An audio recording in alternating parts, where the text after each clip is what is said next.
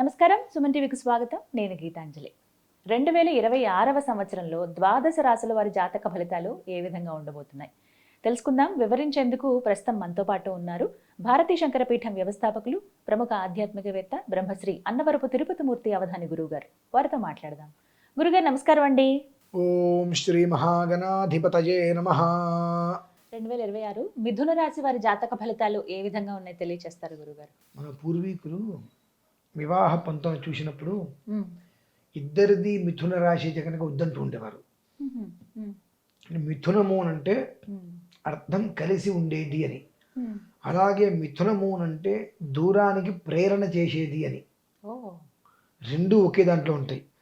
సాధారణంగా చూడండి, కుటుంబంలో ఏదైనా ఇబ్బందులు వచ్చినాయి, దంపతులలో ఏదైనా ఇబ్బందులు వస్తున్నాయి అని అంటే ఖచ్చితంగా ఆ కుటుంబంలో మిథున రాశి వారు ఉంటారు. ఎందుకంటే మృగశిరార్థం ఆరుద్ర పునర్వస్త్రయోర్ మిథునం. ఈ మిథునము అంటేనే బుధుడు అధిపతి. ఏదైతే మనిషికి ఉంటే మనిషి స్థిరంగా చక్కగా ఉంటాడో అది లోపిస్తుంది వీళ్ళకి. అంటే బుధుడి యొక్క అనుగ్రహం లోపించడం వలన బుద్ధి కుశలత ఉండదు వీరికి. షార్ట్ టెంపర్ అనేటువంటిది వెంటనే మనం ఒక మాట చెబుతున్నామంటే ఆ మాటను పూర్తిగా వినేంత ఓపిక కూడా వాళ్ళకు ఉండదు. వినటానికి ముందే సగంలోనే వీళ్ళేదో ఒకటి అనేస్తూ ఉంటారు.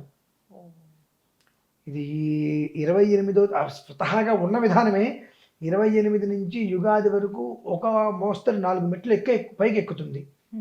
పైకి ఎక్కువే అవకాశం అనేటువంటిది ఉంది అన్న విషయం మనకు ముందు తెలిస్తే, కాస్త ఎవరైనా ఒకళ్ళు దంపతులు గొడవపడారు ముందే విన్నాం కాబట్టి మౌనంగా ఉంటే సరిపోతుంది. అంటే ఎప్పుడూ కూడా గొడవ సర్దుమనగాలంటే ఇద్దరిలో ఎవరో ఒకళ్ళు మౌనంగా ఉండాలి కదా. స్వతహాగా మిథున రాశిలో జన్మించిన వారు మౌనంగా ఉండటం అనేటువంటిది అసంభవం. వాళ్ళు మౌనంగా ఉన్న కలహమే. ఆ మౌనంలో చాలా ఉండేది, మౌనం చూసే చూపులు అన్ని రకాల అంతరంగాలు అందులో ఉంటుంటాయి. కనుక మిథున రాశి వారు భేదాభిప్రాయాలు అలాగే భిన్నాభిప్రాయాలతో ఎక్కువగా నడుస్తూ ఉంటారు. కాబట్టి ఒకరి అభిప్రాయం ఒకరికి నచ్చలేదు, ఓకే. కాకపోతే ఈ 3 మాసాల పాటు పూర్వార్ధం అంటే మొదటి నెల 15 రోజులు గౌరవించడం మొదలు పెడితే విడిపోయేదానికన్నా ఆ ఆలోచన నుంచి బయటపడతారుగా. అంటే ఏదైనా మొదలు ఎక్కడ అనేటువంటిది రావాలి. వీళ్ళకి ఎలా ఉంటుందంటే ఒక మాట వస్తే, నన్ను నువ్వు అన్నావు, నన్ను నువ్వు అంటావా, ఆ ఒక్క క్షణంలో మా నాన్న నన్ను తిరిగితే నేను పడనా, మా అన్నయ్య నన్ను గబిక్కిన తిరిగితే నేను పడతా కదా, సో నన్ను తిట్టింది గబిక్కిన నా భార్యే కదా, నన్ను నమ్మొచ్చింది కదా, నా భర్తే కదా అనేటువంటి ఒక ఆలోచన రావాలమ్మా. కానీ వీళ్ళకి రాదు. ఎందువలన మిథునాన్ని తెలుగులో ఏమంటారు? మిథునం అంటే దానికి గుర్తు ఏంటండి? స్త్రీ పురుషులు ఇద్దరు ఉంటారండి. మనం ఎక్కడైనా చూడండి, ఆ మిథునం అనేటప్పటికీ ఆ బొమ్మల్లో బలాబలాలు ఉన్నట్టుగా ఇద్దరు కూడా త్వం సుంఠ అంటే త్వం మూర్ఖ అనేటువంటిది బాహువులు అంటే ఆ మిథునం ఇద్దరు చక్కగా ఉన్నారు అనేటువంటి దానికన్నా ఒకళ్ళొకళ్ళు చేతిలో పట్టుకొని లాగినట్టుగానే మ్యాక్సిమం బొమ్మలు కనిపిస్తూ ఉంటాయి. ఏంటంటే ఎవరు తగ్గరు. త్వం సుంఠ అంటే త్వం మూర్ఖ అనేటువంటి ఒక ఇదిలోనే ఉంటారు. కాకపోతే ఏంటంటే నేను ఇప్పుడు చెప్పేటువంటి రాశుల గురించి ఉగాది తర్వాత యోగాన్ని పుచ్చుకోబోతున్నాయమ్మ.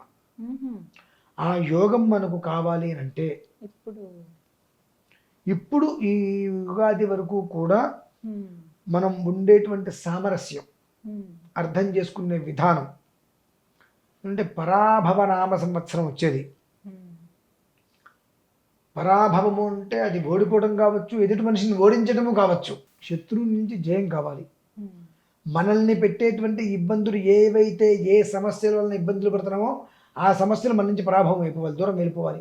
అటువంటి దాని మీద మనం యుద్ధం చేయాలి. యుద్ధం చేయాలి అంటే ఈ 90 రోజుల వ్యవధిలో యుగాది వరకు ప్రతిదీ కాస్త షార్ప్నెస్గా ఆలోచించి, ఒక మాట ఎదుటి మనిషి అంటే టక్కని మనం అనేయటం కాకుండా ఒక క్షణం ఆలోచించి ఎందుకన్నాడు, మన దగ్గర ఏదైనా చిన్న తేడా మిస్టేక్ అయినా ఉందా, ముందు నిన్ను నువ్వు ఆత్మ పరిశీలన చేసుకొని ఓకే నా దగ్గర ఏమీ లేదు అనుకోగలిగితే నువ్వు అడుగు ముందుకు వేయచ్చు. ఎందువల్లంటే పూర్తిగా కుటుంబం అనేటువంటిది కొద్దో గొప్ప కలిసే మార్గం కనిపించిన అనేక కారణాలు, ప్రధానంగా చెప్పుడు మాటలు, ఇవి వినటం వలన కలిసేటువంటి యొక్క జీవితాలు కూడా విరుద్ధంగా దూరం అయిపోయేటువంటి స్థితి ఉంది ఈ 90 రోజుల్లోనే. కానీ ఈ 90 రోజుల జీవితాన్ని మీరు నదీ ప్రవాహము వలె, ఈ మిథున రాశి వారు నదీ ప్రవాహము వలె మనం ఫ్లోటింగ్ ముందుకు జాగ్రత్తగా వెళ్దాం.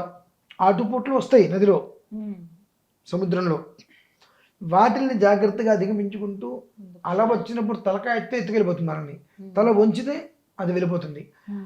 ఈ యొక్క 3 నెలలు మనకి ఇటువంటి గడ్డు కాలము అనేటువంటి దృష్టిలో ఉంచుకొని జాగ్రత్తగా ఉంటే తర్వాత వచ్చేటువంటిది లాభ సమయము అని మాత్రం నేను ఖచ్చితంగా మిథున రాశి వారికి 1కి 100 సార్లు ఈ మాట నేను చెప్పగలనమ్మా. అది గుర్తుపెట్టుకోవాలి. అన్ని రంగాల వారికి ఎలా ఉంటుందండి? మిగతా వివిధ రంగాలు అట్లా ఏం లేదమ్మా. ఇప్పుడు ఎలా ఉంటుందంటే మిథున రాశి నువ్వు ఏ రంగంలో ఉంటే నాకెందుకు, దాని ప్రభావం అది చూపిస్తుంది, దాని యొక్క ప్రభావం అది చూపిస్తుంది. దాని నుంచి నువ్వు బయటపడాలి కొంచెమైనా అనుకుంటే శ్రీమాన్ నారాయణో విష్ణు వాసుదేవోభిరక్షతు, ఆ విష్ణుమూర్తి యొక్క పాదాలు పట్టుకో. తండ్రి నన్ను ఏ స్థితికి తీసుకెళ్తావు నువ్వే. శ్రీమాన్ నారాయణో విష్ణు, నాకు మతి తప్పి గతి తప్పి నన్ను రోడ్డు మీద పడే స్థితిలో నేనున్నా. ఎందువల్లనంటే ఏదో ఒక రకమైనటువంటి అహంకారం నన్ను కమ్మేసింది. భగవంతుడి దగ్గరైనా మన లోపల ఉన్నటువంటి చెప్పుకుంటే తప్పులేదండి. ఎదుటి మనిషి దగ్గర చెప్పుకోలేకపోయినా భగవంతుడి దగ్గరికి వెళ్ళి ఏదో అహంకారం నన్ను కప్పేసింది, పెద్ద చిన్న లేకుండా ఇష్టం వచ్చినట్టు మాట్లాడేసేస్తున్నా. దీనివల్ల నా కుటుంబంలో నాకు చెడ్డ పేరు వస్తుంది, నా కుటుంబంలో నన్ను ఎవరు పట్టించుకోవట్లేదు, చూడట్లేదు, ఇది నేను అధోగతి పాలైపోతున్నానేమో తండ్రి అని చెప్పి ఆ విష్ణుమూర్తి యొక్క పాదాలు పట్టుకో, కాపాడతాడు ఆయన. అది ఖచ్చితంగా ఖచ్చితంగా సాధ్యమైనంత వరకు నేను గట్టిగా ఏం చెప్తానంటే, ఈసారి వచ్చేటువంటి శ్రవణ నక్షత్రం, ఈ శ్రవణ నక్షత్రం రోజు నాడు మిథున రాశిలో జన్మించిన ప్రతి ఒక్కరూ ఎక్కడైనా సరే, తిరుమలైనా వెళ్ళండి, ఎక్కడైనా సరే వెంకటేశ్వర స్వామి వారి యొక్క దర్శనం చేసుకోవటం వలన వాళ్ళకి కలిగేటువంటివి దగ్గరగా 27 రకాల ఇబ్బందుల నుంచి బయటపడతారమ్మా. 27 రకాల ఇబ్బందుల నుంచి బయటపడ్డారు అంటే జీవితం సాఫీగా ఉంటుంది. అది చాలా శ్రేయస్కరం. తెలియజేశారండి. ధన్యవాదాలు గురువు గారు.